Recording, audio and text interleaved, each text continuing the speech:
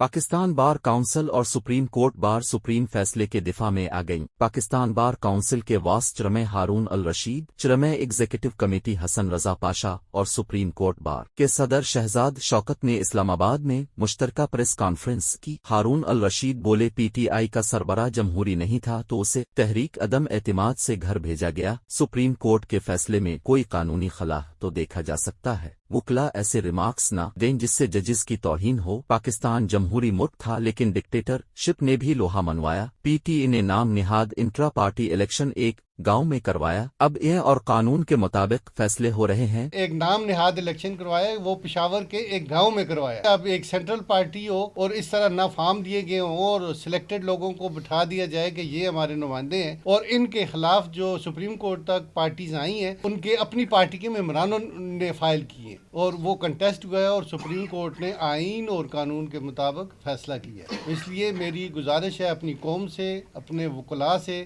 کہ وہ اپنے فیصلے پہ تو اعتراض کریں لیکن ایسے کنٹینشیس ریمارکس نہ دیں جس سے ججز کی تصحیح ہوتی۔ صدر سپریم کورٹ بار شہزاد شوکت نے ججز پر تنقید کا ٹرینڈ روکنے کا مطالبہ کرتے ہوئے کہا کہ کسی نے فیصلوں کے اوپر کو قانونی تنقید نہیں کی۔ ججز کو نشانہ بنائے جانے کے اقدام کی شدید مذمت کرتے ہیں۔ ہم ججز کے ساتھ کھڑے ہیں۔ اداروں کو اور ججز کو کرٹیسائز کرنے کا جو ایک روش چل پڑی ہے، اس کو فی الفور روکا جانا چاہیے کہ ایسے کامنٹس جو صریحاً کنٹیمپٹ آف کورٹ کے زمرے میں آتے ہیں اور جن کی کوئی لیگل بیسس نہیں ہے۔ میں ابھی تک سارے پروگرامز جب سے یہ ججمنٹ آیا ہے ہم نے بغور ان کا مطالعہ کیا ہے، ان کو دیکھا ہے، اور کسی نے بھی ابھی تک ججمنٹ کے اوپر آن لیگل پارلے کوئی کامنٹ نہیں کیا۔ ججز کو تنقید کا نشانہ بنا رہے ہیں، آئینی حقوق سے محروم کر دیا۔ آئینی حقوق جو ہیں وہ تمام قوانین کے تابع ہیں۔ قائدین کا کہنا تھا کہ سپریم کورٹ نے فیصلہ چیمبر میں بیٹھ کر نہیں سنایا، عدالتی کارروائی کو براہ راست پوری قوم نے دیکھا۔ چیئرمین ایگزیکٹو کمیٹی حسن رضا پاشا نے کہا کہ قانونی طور پر انٹرا پارٹی الیکشن نہیں کرائے گئے۔ پی ٹی آئی اور ایف آئی اے کو کہتے ہیں چیف جسٹس پاکستان کے خلاف مہم چلانے والوں پر کارروائی